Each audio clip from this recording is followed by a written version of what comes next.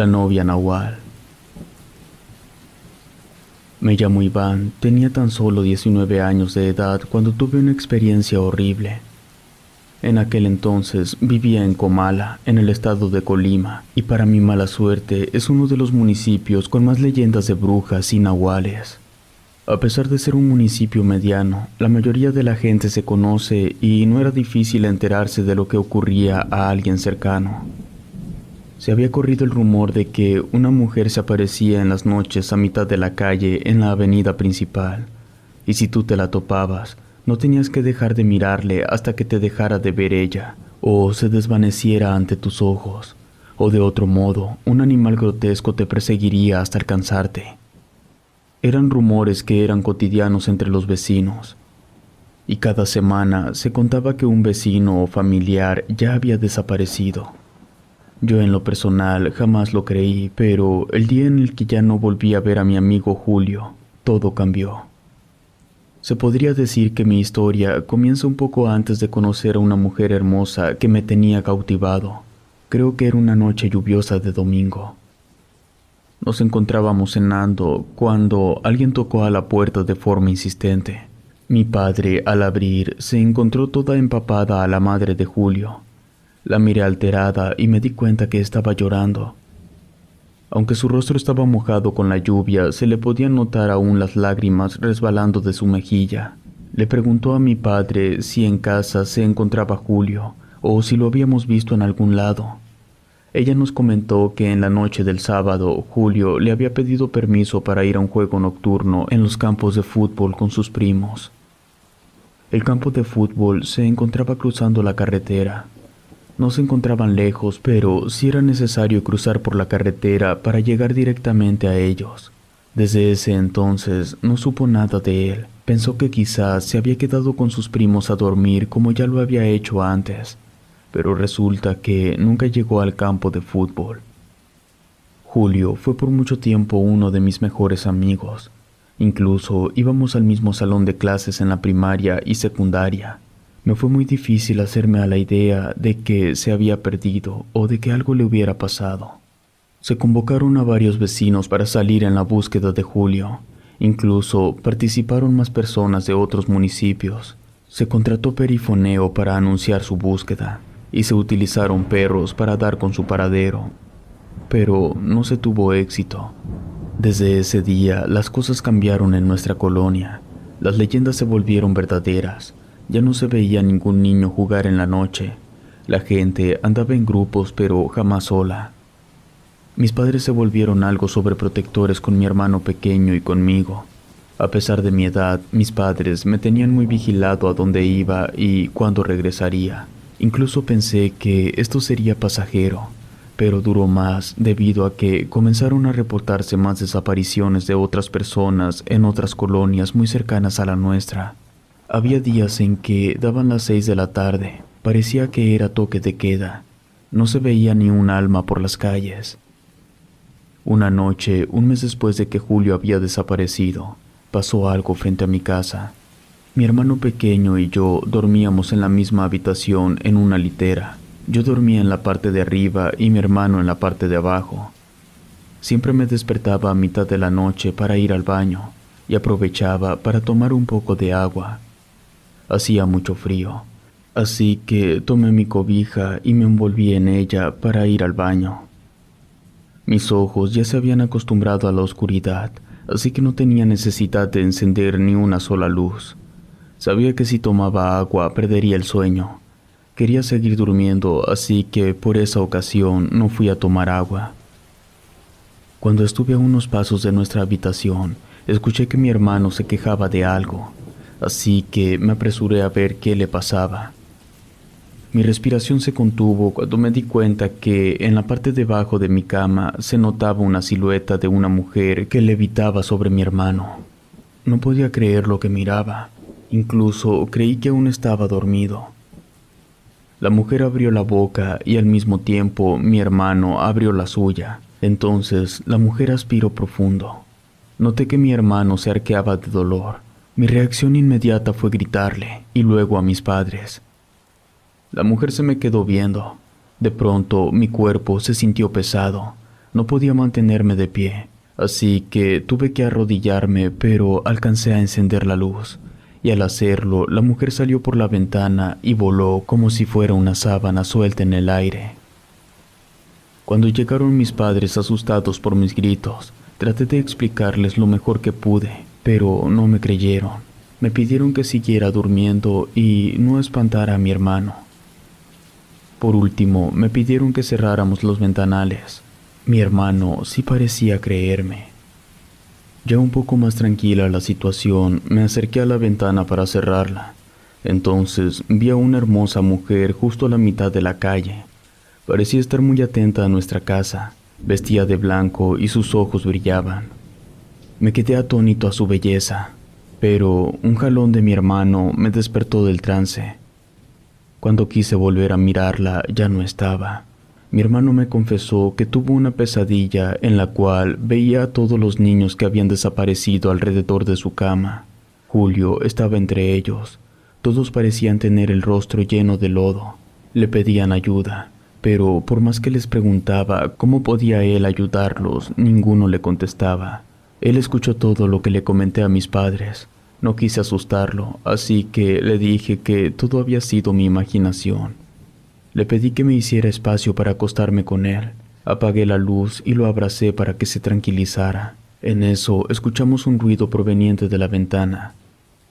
Era un búho blanco el cual picoteaba el vidrio. Ambos lo vimos hasta que el ave desapareció y se fue volando. Le volví a repetir de que no tenía de qué temer. Mi hermano se quedó dormido, pero yo me mantuve despierto hasta que amaneció. A la mañana siguiente todo parecía de lo más normal, como si nada hubiera pasado. Mi hermano no se veía afectado en lo más mínimo. En cambio, yo no dejaba de recordar todo lo que nos había ocurrido. Esa tarde, poco antes de las 6, estaba jugando fútbol con mis amigos en los campos. Había algo de gente alrededor del campo observando cómo jugábamos, cuando de pronto, entre la multitud, noté a la misma chica que había visto la noche anterior. Aún vestía de blanco y estaba exclusivamente observándome. Había algo en ella que me atraía demasiado. Me llamaba mucho la atención y noté que era mutuo. En cuanto terminó el partido, ella se acercó a mí y se presentó con el nombre de Fabiola. Era más hermosa de cerca de lo que recordaba. Era más hermosa de cerca. Sus ojos eran tan grandes que me recordaron al búho. Sus labios los tenía pintados de un rojo intenso. Tenía el cabello lacio y negro. Platicamos un buen rato, incluso me pidió que la acompañara a casa, pues tenía miedo de que algo le pasara. Le pedí a uno de mis primos que estaba también jugando con nosotros que me hiciera el favor de decirle a mis padres que me quedaría a dormir con él. Una oportunidad así no se me presentaría en años. Al llegar a la casa de Fabiola me invitó a pasar a tomar algo. Allí me di cuenta que ella vivía sola. Tampoco tenía muebles dentro de la casa, solo lo necesario para ella. Me comentó que estaría unos meses en Comala y pronto se regresaría a su pueblo natal. Solo tenía que arreglar unos asuntos. Seguimos platicando por varios minutos cuando me di cuenta que ella tenía mucho sueño. Me pidió que la llevara a su habitación y que me quedara con ella hasta que se durmiera. Era la primera vez que me pasaba algo así. No tenía idea de qué hacer o cómo comportarme, así que solo le dije que sí. Al llegar a su habitación, me dijo que podía dormir a su lado si yo quería, pero me advirtió antes de una cosa. Me pidió que no tuviera miedo debido a que ella tenía terrores nocturnos, y si le llegaba a pasar, que solo dejara que se pasara el momento y la ayudara a acostarse nuevamente. Yo nunca había escuchado nada de ellos. Ella se quedó dormida fácilmente. No sabía si ella quería que yo hiciera algo. Solo la observaba dormir y me parecía cada vez más hermosa, pero me relajé tanto que me quedé dormido. Desperté de pronto. Sentí que mi cuerpo se sacudió. Miré el reloj que tenía en mi brazo y me di cuenta que ya era medianoche, mi hora de siempre para ir a tomar agua e ir al baño. Miré hacia el techo y me asusté al ver algo que no reconocí. Miré hacia el techo y me asusté al ver que no lo reconocía. Entonces recordé que no había dormido en mi casa. Miré hacia donde estaba acostada Fabiola, pero ella ya no estaba allí. Me senté al borde de la cama y la vi también a ella sentada. Me estaba observando. No parpadeaba. Le pregunté si estaba bien, pero no me contestó. Entonces, después de un momento, me dijo: «Te vas a morir, te voy a comer, te voy a matar». Yo me desconcerté totalmente. Entonces recordé los terrores nocturnos que me mencionó y le pedí que se volviera a acostar. Entonces intentó morder mi mano, que por suerte la quité a tiempo. Ella se subió a la cama y se puso como si fuera un animal en 4 patas. Le pedí que se tranquilizara, pero de su boca salió un rugido igual al de una pantera. Corrí rápidamente hacia afuera de la habitación. Miré hacia donde ella estaba, pero no la vi.